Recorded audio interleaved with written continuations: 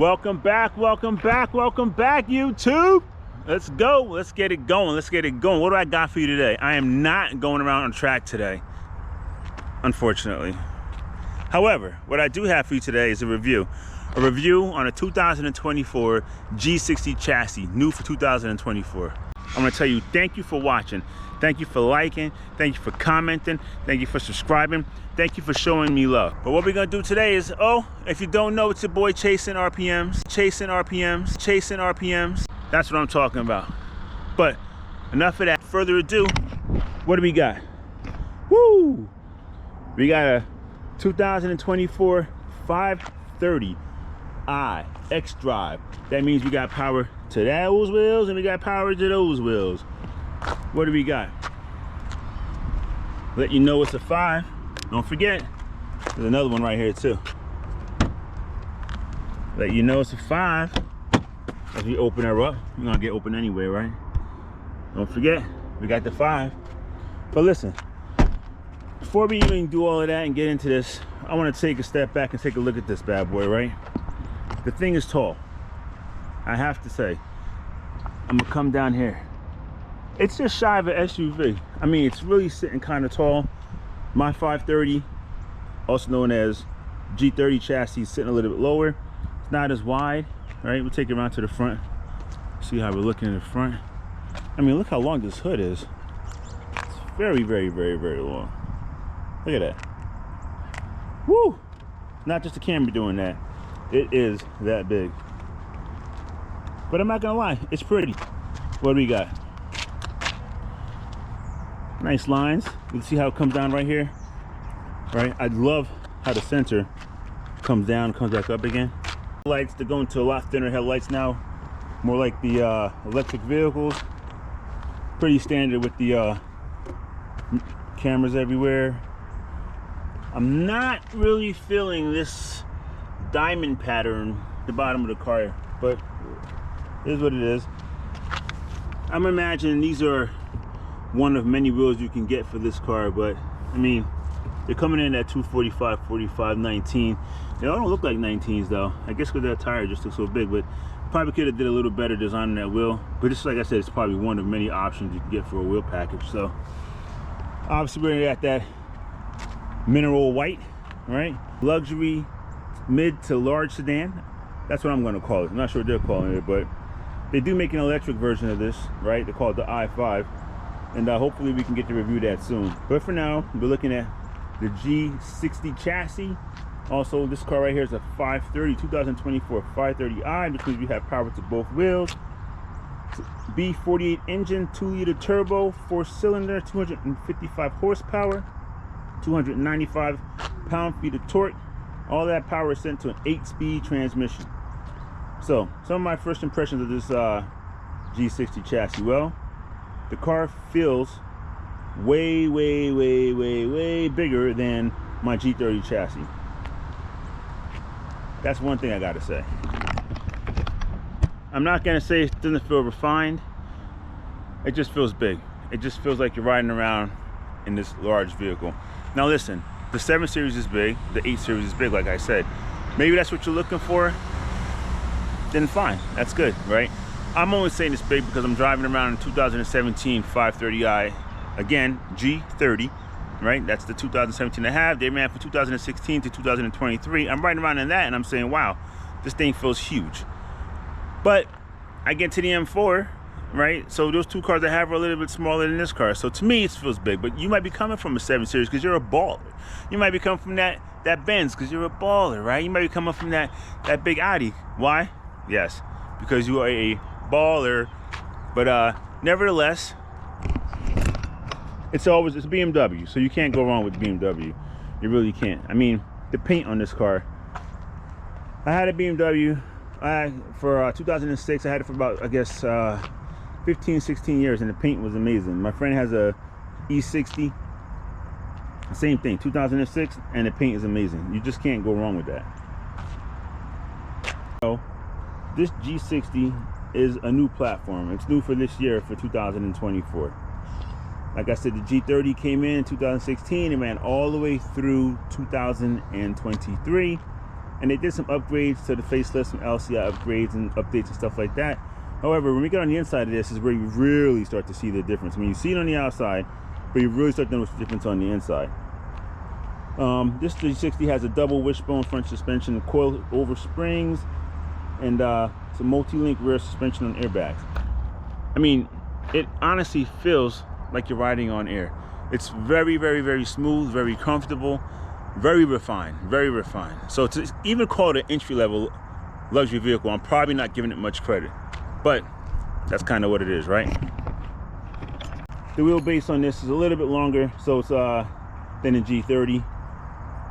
I think they said it was just about a little under an inch longer than the G30, right? That's the wheelbase. I believe it was 4 inches longer, so 1 inch wider, sorry, and 4 inches longer than the G30, which is substantially bigger, right? Okay, where are we at? In the same spot. BMW, always got to do it twice. We're gonna come around here. I'm gonna open her up. Whoa! Woo! She's big. That's big, baby. But yeah, I'm not gonna pop this all off, right? Everything's located underneath here. Lots of space to work on because we are in a 4-cylinder car. So one of my last videos, if you saw yet, the oil filter housings back there, which was a pain in the butt. That looks a little funky. It looks like a mushroom that's redesigned. But look how big this is. Wow, that is amazingly big. But this is interesting. There is no sound insulation on here. That's new. I wonder how that works. But we'll see when we drive it. Yeah, look at that. Wow, that's huge. Cool. Anyway, let's hop into the back and see what we got going on back here. More surprises, I'm sure of it. I'm almost positive. As usual, you have a little smooth opening to the Beamer. Now, I thought this was a little different. You have an opening there so you can go through, which I love. I really, really, really like the fact they did that. When you come back here, you lose a little bit of space because they raised this up a little bit. And I asked, why did they raise that up? That's strange. Well, holy spare tire. There is a spare tire in this car. How I missed the spare tire. Please, thank you. No more run flats. We like spare tires. Put them back into the car and get rid of the run flats. Thank you. And if you pick this part up right here, battery's underneath there. I'm not gonna lift that up, but trust me, it's there. And as usual, typical BMW fashion, woo! So what do we got here? Doors feel nice and heavy. All right, let me see. So I was sitting in the front. I'm gonna hop into the back right now. If you notice, BMW always does this. See that? They designed the chair so you can actually fit somebody back here, right? So let's see how I fit.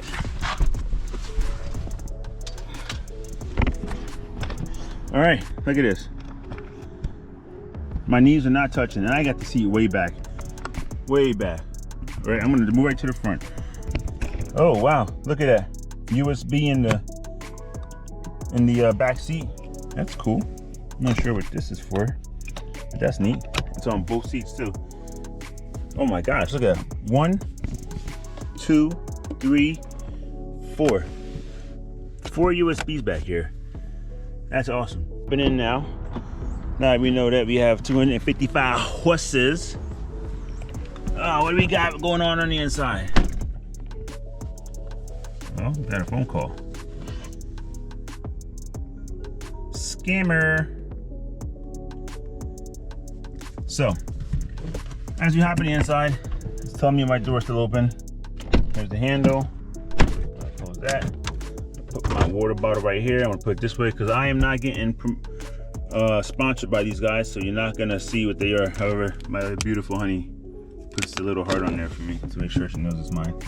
My door's open. Oh, the back door's open. Might have to get out to close that. All right, no problem. Get out. Open. Close. Gonna hop back in. All right, what do we got going on? Let's see. Nice. So let's start over here. Like I said, everything's touchscreen. There is no more, well, There's some buttons, but most of them are not buttons, right? So this is kind of standard for your windows, up, down. I like this, it's very small to operate side mirrors. You have your seat controls here, or your seat memory positions here, your locks, but look, this is so cool. They're just like push buttons, you know? Look, to operate the vent, slide it. Look at that. How cool is that? Walk your way around. I'm not a big fan of this side. This is just the cruise control. I don't know why it has to be so big, but it's on the steering wheel. It's in a good location. So you set, turn on, or this turns it on, right? Up, down, set mode. Standard stuff. Steering wheel is beautiful. Can you see that steering wheel? It's almost like a square, right? That's really, really, really nice. I like that, and it feels really good too. I got big hands, feels good. Some paddles, don't mean really much of anything. I like on both sides they have cutouts. That's kind of cool. Come over here, got phone, speaker, all typical stuff that you find on a steering wheel. So what do I like? Let me tell you where it starts to get really, really nice. Okay, we're gonna start her up. Okay, I'm gonna hit the home button right here, bring it back to the home. This is what I like about this. This screen right here is new for the i8, right? So the i8, this is the iDrive, for those you don't know, right? You use this little nice thingy-majig here to scroll back and forth on the screen. And then you got right here, this big, huge screen. This is, I didn't think I was gonna like it, but I actually do like it, right? So now I'm done here, right? Look at the apps. Look at the apps, people. I mean, and there's more in here that can be added, and I haven't added it, right? But you have automated habits. Let's walk through them real quick.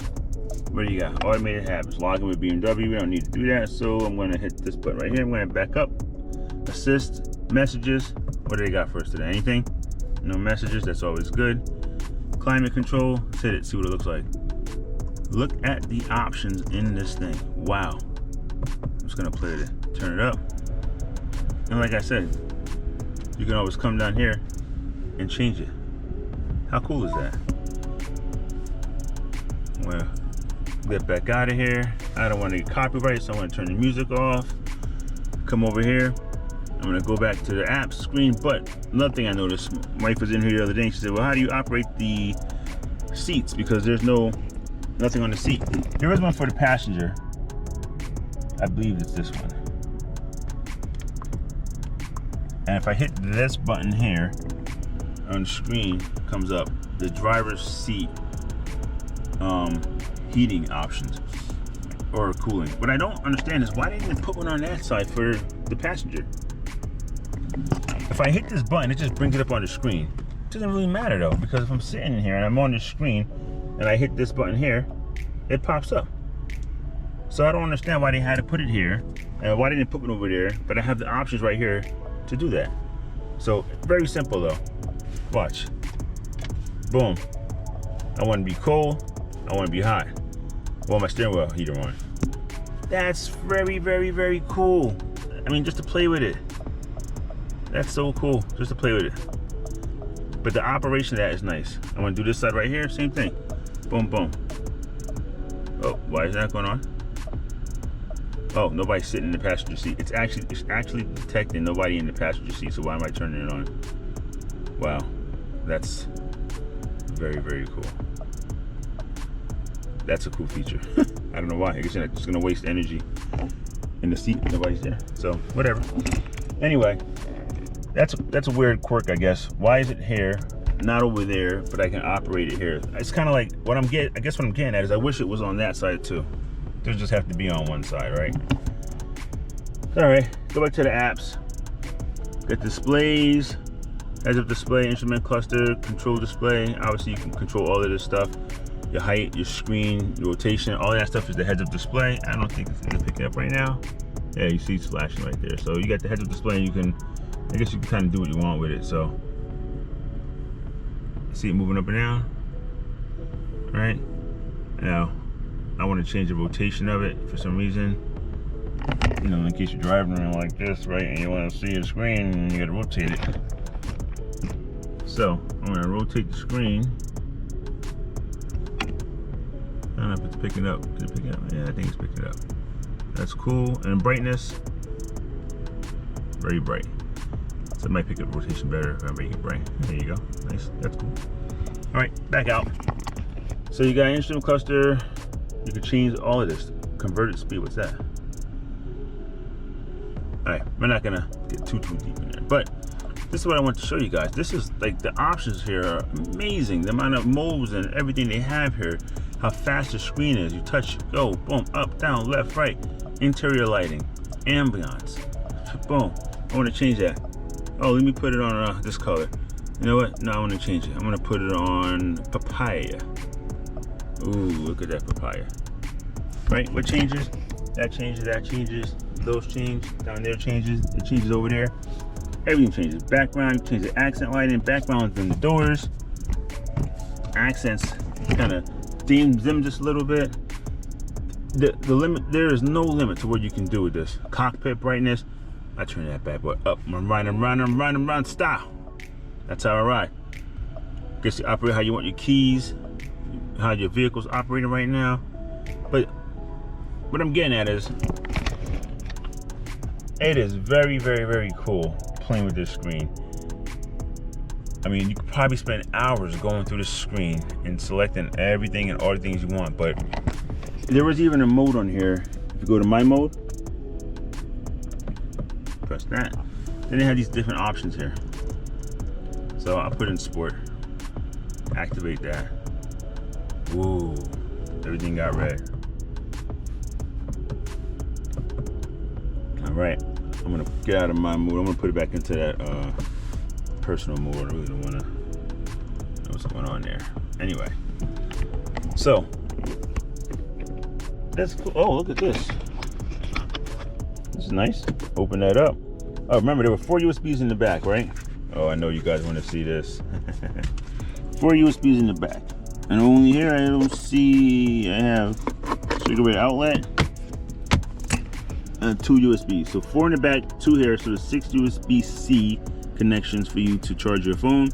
There is 1 outlet right there for you to charge your phone, and I think there's probably 1 in the trunk too, because that's what they've been doing nowadays. The glove compartment is tucked away very nicely, very like that. I'm gonna open it up. I'm gonna put this in there. I think that should go in there. And let me see what else other options do we have in here. There was an option I wanted to look at. I believe it was seat comfort. No, that's seat comfort showing how you want your front passenger seat, climate controls. And again, it's recognized nobody's sitting in the seat, so it's not allowing me to change that. That's pretty cool.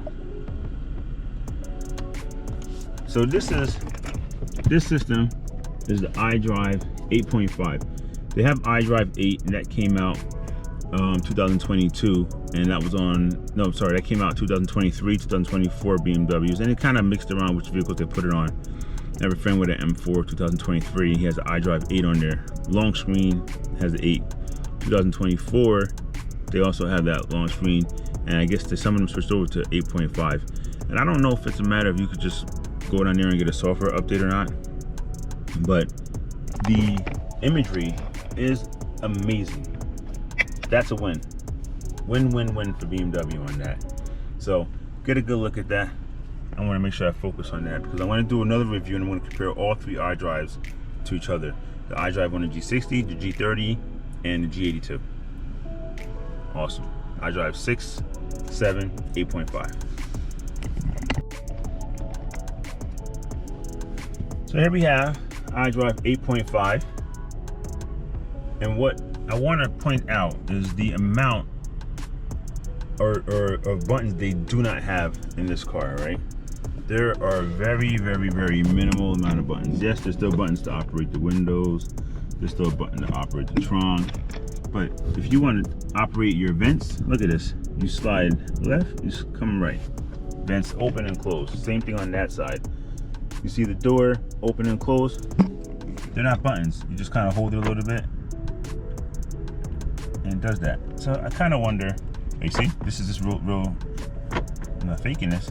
if you got grease on your hands, I wonder if this is gonna work the same. So I'm not gonna press on every single one. We'll go through some of them. We have Apple CarPlay and Android Auto, which it's a must, right? What's the personal assistant? I guess you set the car up, have owner's manual, BMW Assist, some tips and tricks. You can turn that on and give you ideas and stuff. Like gesture controls in here, so it always pops up with different gesture. See? So I tell you. And then you can always turn up the volume, turn the volume down. I don't want to get copyrighted, so I can't play that too long. AM radio, automated habits. Let's see what that is.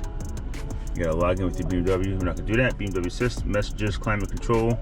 We already know this is gonna operate all the climate functions in here. So I'm gonna go back to my app screen. Your displays. You can change the displays. Obviously, that's nothing new. Your heads-up display, right there. You have your rotation, your brightness, and your height. You can turn that off. Oops, need back up.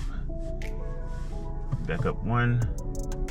Your displays, and then I'm gonna turn it off. I think you can see it, right? It's kind of flashing. Turn it off. Turn it back on. Height, rotation, brightness. All of that's pretty cool. You have your doors and your windows, how you want to operate them. So I know when I got in here, everything was, only the driver's door was open, which I hate. So I went to lock and unlock, flash, ring lock, mirrors, unlock. I want everything. I want to walk to the car and want the car to open up. That's why I bought a BMW, right? I want this car to open up right when I get to it. All the doors. I want to kick my feet. I want the trunk to open up. So I selected all of that good stuff there. They gave me the option, give it to me.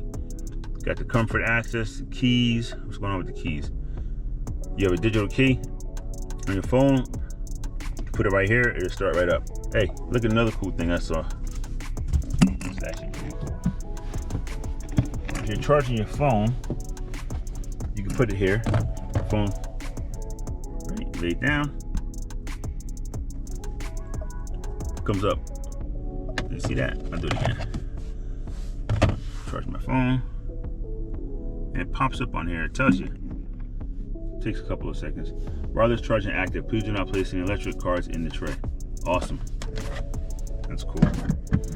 So we're gonna hit this button here again. You just have a ton of options in here. So what I'm gonna get out of this is the iDrive 8.5. I love the functionality of the screen. I love all of the apps in here. It allows you to get in here and play around and really customize the way you want the screen. All of these nice buttons, everything's making this nice. All these nice, sorry, not buttons, right? All of these digital selection, I guess let's say positions, makes the car feel like really high tech. You come down here. I like how they have this low little shift knob here. Start, reverse, neutral, drive. Now what I did notice was there's no park. So I'm gonna step on the brake and put it into drive. Do it again, you go into the sport mode. Go all the way up, you go to reverse. You can go neutral and drive, or you can go reverse, drive. But there's nothing that puts it in park. You hit this P button. I think this operates the parking brake. So the parking brake is always gonna be on when you park in the car. So I wonder what's gonna happen if you have to get the car towed. Is the parking brake gonna be on? Is there a way to disengage the parking brake manually? I don't know. That seems a little strange to me. And I say it's on because when I press, I can hear the motor in the back pushing the brake together on the rotor. So that's just a little weird. I'm not sure certain about that. There's a camera back here, and I saw some videos on people taking selfies of themselves. I'm not really sure why that camera is there. But again, look at these little smooth touch panels you got here, right? It's kind of nice. So I'm 50-50. Like, look, lights coming on, lights going off, right? But I feel like it's not as sensitive as I would like it to be, I guess. But I don't know. These seem pretty sensitive when you operate them. This is pretty good right here. You know, for your even your lights, you press the button and it's all like digital. It's very cool. My modes, they did have different modes. I know somebody was asking me what are the different modes in the car. So there's different modes, but they seem to be pre-selected already. So let's just go to efficient, see what happens. Efficient driving for optimized consumption. So I imagine this just changes your shift points and stuff like that. It allows you to drive the car a little bit more aggressive in sport, a little bit more efficient. Then you have your expressive, let's see what that is. Impressive visualization and vibrant effects. So changes the screen a little bit and stuff like that. I guess that's just for your own joy of having all the tech in the car. I'm not so certain I love the way this looks. Looks classy, expensive, looks rich. But I find myself, my finger rolling off like this when I want to go left and right, you know? I want to go down and up, not that bad. But left and right, I feel like I'm not really manipulating this as good as I would like to. But it's very nice. You can see it's like a polish or like a glass, and it's underneath the glass. That's pretty cool. In my G30, you can write on here, and it writes on the screen. I like that. You can operate the volume here. You can operate the volume here. You can do your gesture controls real quick. I want to get copyrighted. Turn it down, turn it down, turn it down. You can do your gesture controls there. Turn down the volume. You can turn the volume down. If you go into the system, you can also operate all of the volume and everything in here as well. So there's lots of different ways for you to operate that. Here's where you're going to charge your phone wirelessly. Here's where you put your wallet and stuff like that. Cup holders are nice and big. I like that. Oh, I just noticed there's nothing that covers this. So that's kind of cool because you don't really need a cover in there, right? Cup holders are good. The seats are beautiful. Look at the seats. I like the perforated seats. I like the design they have in there. The color, I think, is a mocha brown, I think they called it. You know, no big deal. The head bolsters are nice too. Very nice. Back seat, like I said. So overall, this car is comfortable. This car is big. We're gonna take it for a test drive, and we're gonna see, how she drives on the road. But overall, I think it's a pretty good interior. Firm. The leather's good. There's space. You have cup holders. You have lots of space to put your phones and stuff like that. This car's coming, like I said, right under $70,000. That's a lot of money. Entry level luxury car. So just keep in your mind if you're looking for a BMW. And back in the day, they were called the ultimate driving machine because of the handling. So that makes me wonder, with the suspension they have now and the airbags and however that whole suspension is, it makes me wonder, it's not necessarily the same type of feeling. So is it still really the ultimate driving machine now, or are they just giving you more amenities with the BMW name? Something to think about, right? I mean, I'm barely touching the steering wheel, right? So it's like, right? But same token, it's very nice. I mean, it is a BMW, so you can't go wrong with that. Now, if you jump into the M4, of course, it's not going to be the same thing. Yes, you're going to get this suspension that's really light. You're going to get this feeling the car is going to rock the boat as you turn the steering wheel. But it's not meant for that. It's meant for you to go to work. It's meant for you to sit back. It's meant for you to go out on the weekends and just enjoy your ride. You cruise in this car. You relax. You enjoy it. You take it in. You see a lot more BMWs on the road today, and you ask yourself why. Well, they make good cars.